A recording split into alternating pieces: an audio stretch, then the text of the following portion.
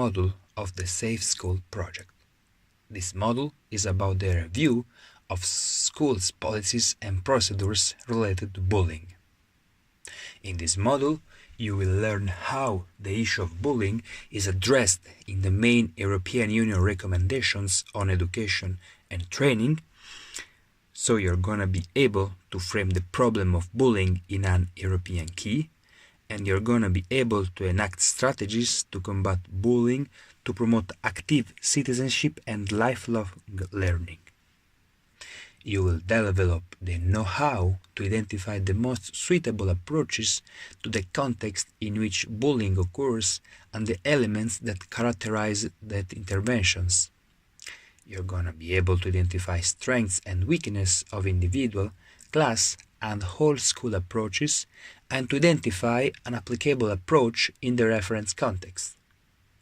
You will know which policies and procedures are adopted internationally to prevent and combat bullying and cyberbullying, so you're gonna be able to carry out research and analysis of European and international best practices and to evaluate their transferability in other school settings. You will learn how to implement an anti-bullying policy at school, so you will be able to write an anti-bullying policy, to participate in an anti-bullying policy definition and implementation, and to promote anti-bullying policy at school. This is Learning Unit A, European Union and International Legal and Policy Framework on Bullying and Cyberbullying.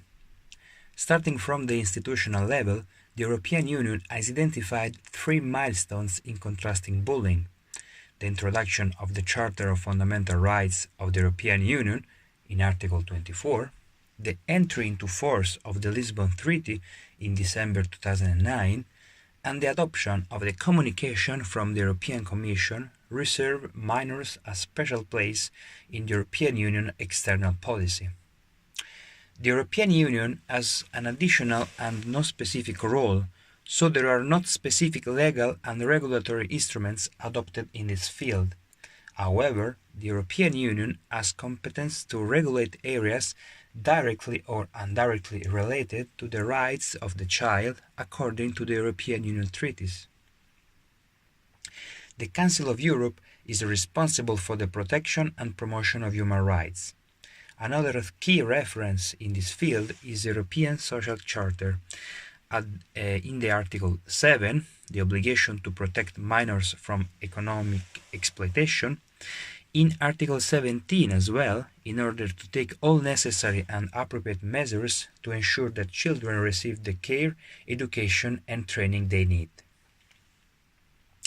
From a general definition, bullying represents a form of psychological and physical violence.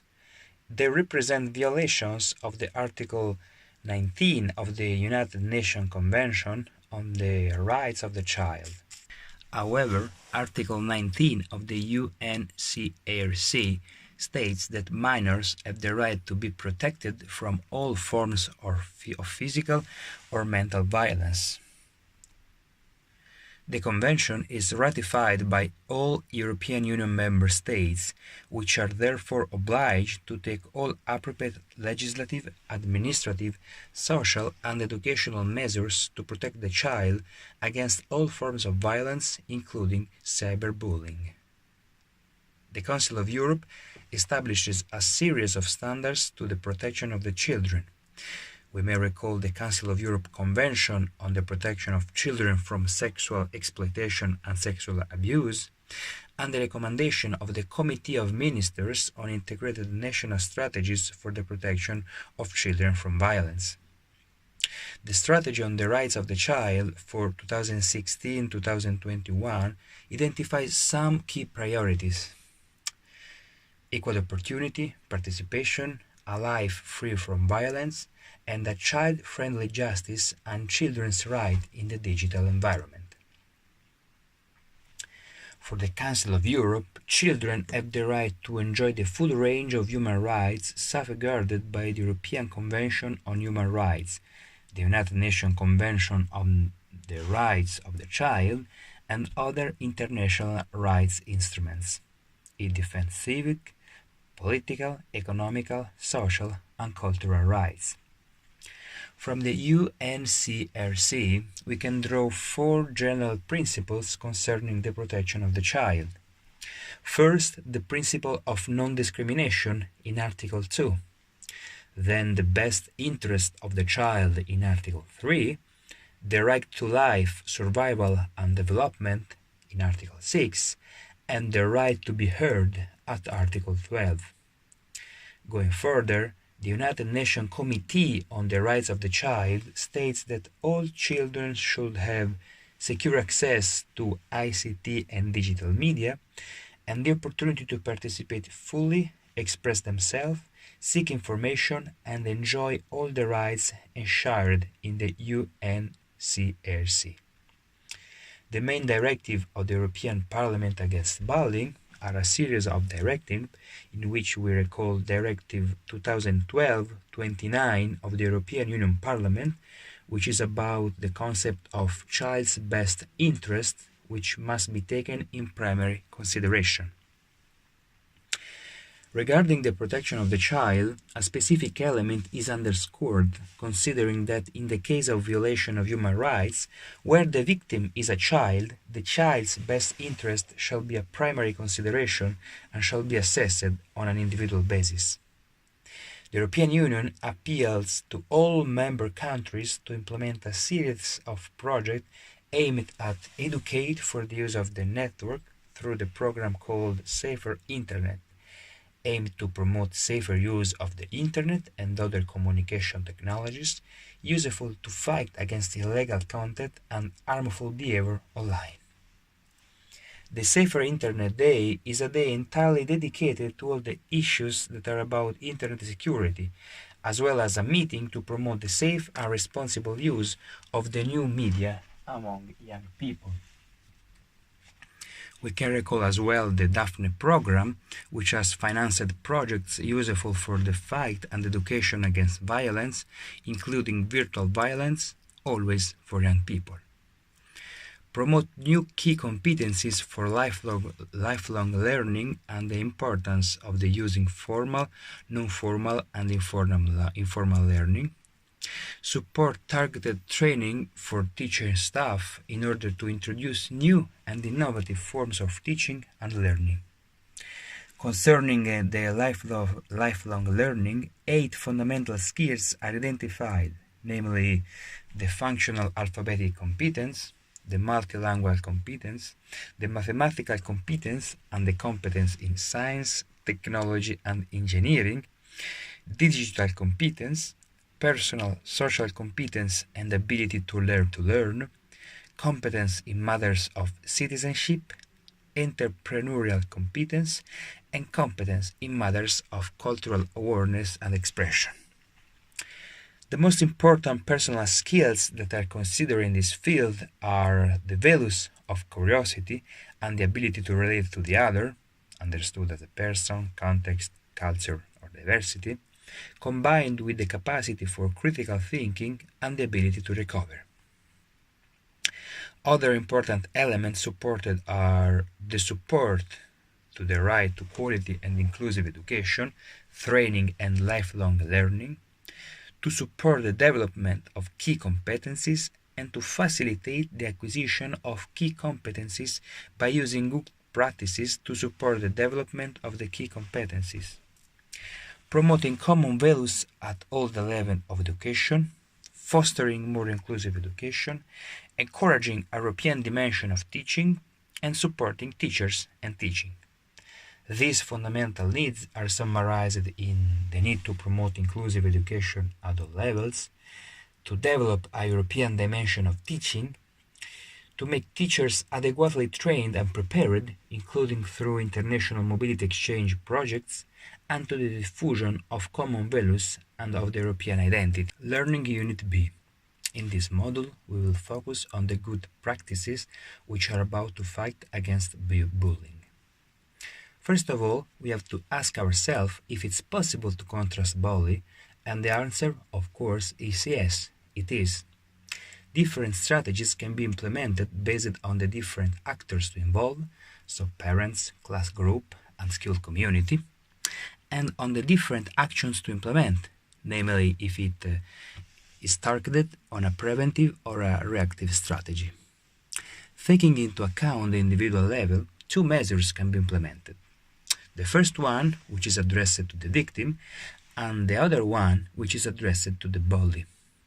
Of course, each of these interventions has pro and contra, and they are adopted after a precise evaluation of the context in which they are going to be implemented. From the range of intervention tailored to the victim, we can consider these four strategies. First, individual support counseling. Second, the group of mutual aid among students. Third, the helping class. And last, the psychological intervention. The support counseling aims to improve a relationship with pupils, parents, and colleagues through active listening, understanding, empathy, and acceptance of the other. This process takes 45 minutes to be implemented, and it represents a very delicate moment of the process, because sometimes it's the first time in which students tell somebody what they really feel and make them raise awareness of himself. The psychologist intervention represents a tool that can be used to develop efficiency in achieving educational objectives. The most suitable methodology is the socio-affective education, aimed at strengthening personal resources and acquiring social skills. Concretely, we consider three interventions. First, the psychological listening desk. Second, a program of school orientation. And third, a series of training courses related to various pedagogical psychological issues. Counseling allows the victim to have someone listen to them, so not to feel alone, and then be able to autonomously develop strategies to counter bullying. The disadvantages are that this process takes a long time, that results are difficult to measure and to generalize, and it doesn't involve the class group nor the school. The group of mutual aid represents small group structures voluntarily aimed at mutual aid and the achievement of particular purposes. The group of mutual help diminishes the sense of loneliness and misunderstanding. It can increase self-confidence and involve everyone to find the best strategy possible to contrast the problem of bullying. The main disadvantage is the little involvement of the school system in the project. Considering now the bully, there are three approaches that can be taken towards him. First, the moral approach, which is based on ethic and moral rules. The legal approach, which includes rules and provisions shared by all, which provide for sanctions. And the humanistic approach, based on the experience of self-empathy. The legal approach consists in the implementation of sanctioning and/or punitive mechanisms such as verbal warning, written warning, suspension from participation in school activities. The advantages are that this approach provides clear indication to the differences between acceptable and unacceptable behavior. It forces everyone to reflect on the severity of the acts, and it increases students' resilience against bullies. The disadvantages is related to the coldness of the normative and to the non-emotional aspect of the protagonist. The moral approach uses mediation and restorative practices as main tools. Students responsible for bullying must attend a meeting with the bullied student. The victim is invited to describe what is happening and how it has been the subject of violence, while the student responsible for bullying is invited to describe what he was thinking at the time and what he thinks now. This approach promotes a reflection on the gravity of the acts and makes aware those who committed them. In many cases, it is not very effective because the emotional aspect of the bully are not involved. Going on, the humanistic approach is based on a series of support methods. So, the support group method, the method of shared concern, the circle of friends method, the solution focus method, and the circle time method. The advantages of those methods are that they highlight the sharing of responsibilities, they allow one to feel the emotions and experience of the victim. In brief, the method does not judge the person, but only tries to understand the reasons that gave rise to those behaviors. The main disadvantage is that it takes a long time to be implemented. According to Rigby, parents of the bullies may be asked to come to the school to discuss how the bully's behavior can be changed. Furthermore, in case of extreme bullying, community conferences are sometimes held. Concerning the class group, level intervention should include the curricular approach, the strengthened aspects such as self-esteem, empathy, communication skills or life skills, promotion of peer cooperation, the figure of a friendly operator, a possibility of peer counseling, and fostering the conflict between peers is encouraged. The advantages of these methods is that they involve all the students, making them collaborate, and it allows the increase of transversal skills, namely self-esteem, self-efficacy, and empathy.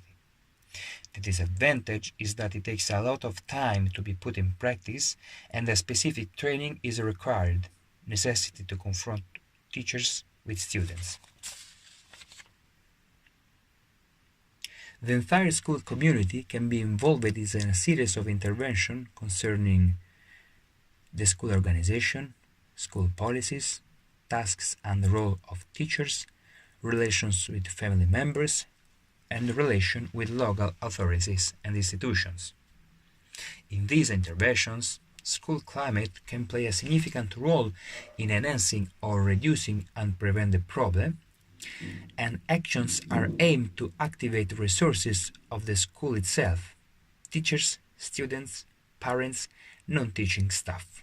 The main elements characterizing this approach are effective leadership, a positive school culture and climate, the implementation of education and prevention strategies, a shared understanding of what bullying is and what is its impact, and a school-wide approach. Furthermore, the specific objectives to reduce bullying are to increase students' ability to relate, to create and recommend a good relational climate in classrooms, to sensitize adults, victims, and all of those who gravitate around, and to tackle the omnipotence of bullies, and bring out cases of bullying to prevent them from ending up in silence. The most useful strategies that can be implemented to reach this goal are listening to the pupil, watch them while they're playing together, recognize aggressive behaviors and block them, and try to understand what was happening by talking directly with the students involved, create alliances with all the figures operating in the school. The interventions are carried out at 3 levels: by the teacher, which is responsible to promote cooperative activities that promote relationship and knowledge among students, and then to identify, to prevent, and contrast bullying in its classes; by the class board, sharing observation and information on young people and achieving a more detailed understanding, so establishing together intervention strategies and confront each other over time; and by the classmate individually, ask himself if bullying is normal, try to put himself in the victim's shoes and show him or her solidarity, and to invite the victim to speak with a teacher he trusts. Learning Unit C. In this learning unit, we will discover the most important project to contrast bullying. According to more definitions, bullying has been identified internationally as a long-standing phenomenon, a risk behavior, a phenomenon of group deviance, and a public health problem. For the World Health Organization, bullying is an unwanted aggressive behavior which implies repeated physical, psychological, or social harm and took place in physical places, schools, or virtual ones, internet. The World Health Assembly issued a resolution on the role of global health system in response to address interpersonal violence. The World Health Organization has put in place a series of actions ranging from monitoring and collecting data on the phenomenon of bullying. Furthermore, it has developed and endorsed an evidence-based technical package called INSPIRE. The INSPIRE strategy is composed by 7 strategies for ending violence against children, which are the implementation and enforcement of laws, norms and values change, safe environments, parental and caregiving support, income and economic strengthening, response services provision, and educational and life skills. Many prevention and intervention projects have been implemented since the 80s, namely the Always Bullying Prevention Program, which is the most important one, which represented a model for the implementation of several other projects, the British Anti-Bullying Intervention Program, the Canadian Anti-Bullying Intervention Program, and the Flemish Anti-Bullying Intervention Program. The Always Bullying Prevention Program concerns strategies that create a safe and positive school climate, improve peer relations, and increase awareness. The goals of the project are reducing bullying problems among students, are to prevent the development of new bullying problems, and to achieve better peer relationship at school. In order to implement the program, some prerequisites are required, such as awareness of the objectives and involvement in their achievement. At school level, the process identifies some steps to be followed. So the administration of a questionnaire, a day of debate on the subject of bullying, organization and supervision during interval or canteen, the preparation of more equipped and adequate spaces for recreation, telephone contacts, meetings between teachers and parents, teacher study groups for the development of a good school top, meetings between parents. Concerning the class level, the steps are a clarifications of the rules of bullying, organizing systematic class meetings, the use of cooperative learning methodologies, the realization of common positive activities, and to organize meetings between teachers, parents, and students. At the individual, 3 steps are identified, which are in-depth interviews with victims and bullies, interviews with the parents of the students involved in bullying, and the use of imagination by teachers and parents and help from neutral pupils. The data show that the result of the Always program are summarized in 4 outcomes.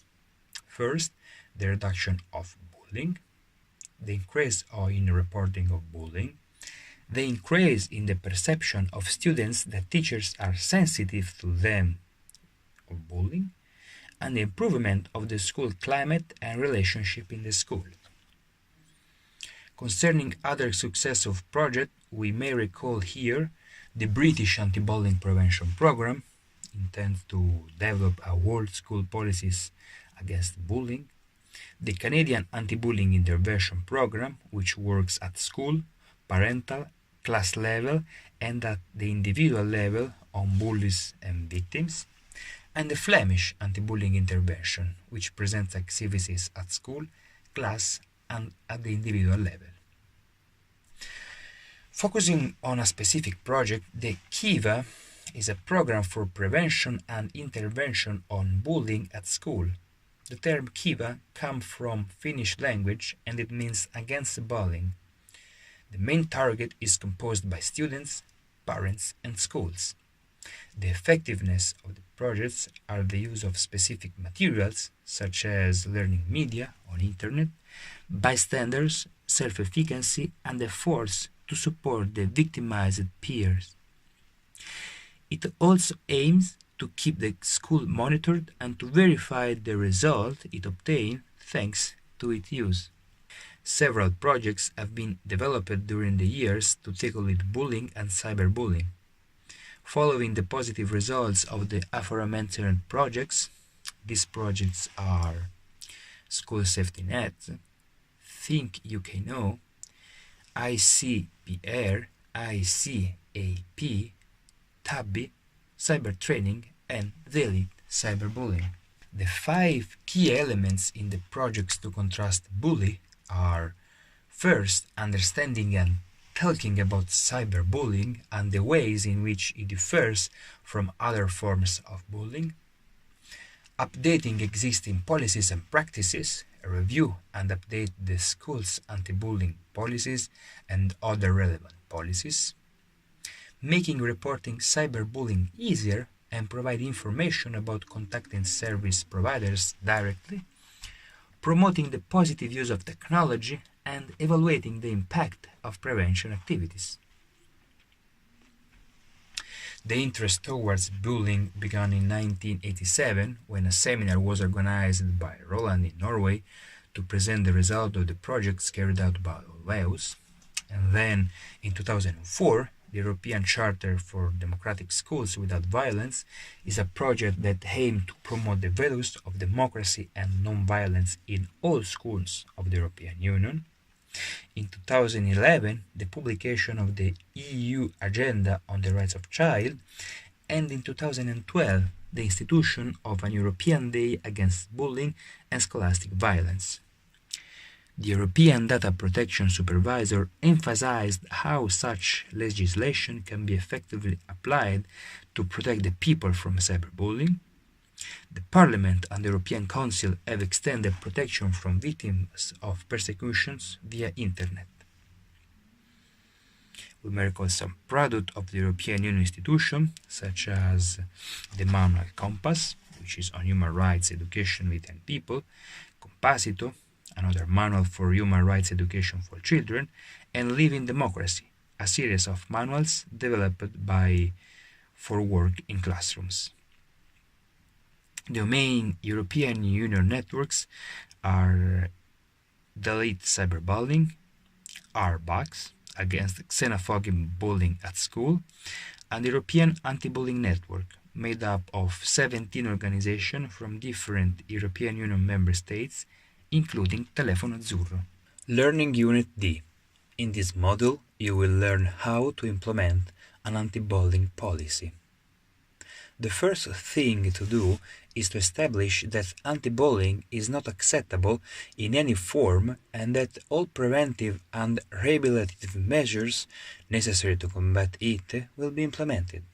This process is composed by 3 elements: establishing an anti-bullying ethos, which means a choice of values, the involvement of all school components, and the use of a plurality of tools, which can be used each time in a specific way according to the characteristic of the bullying episode.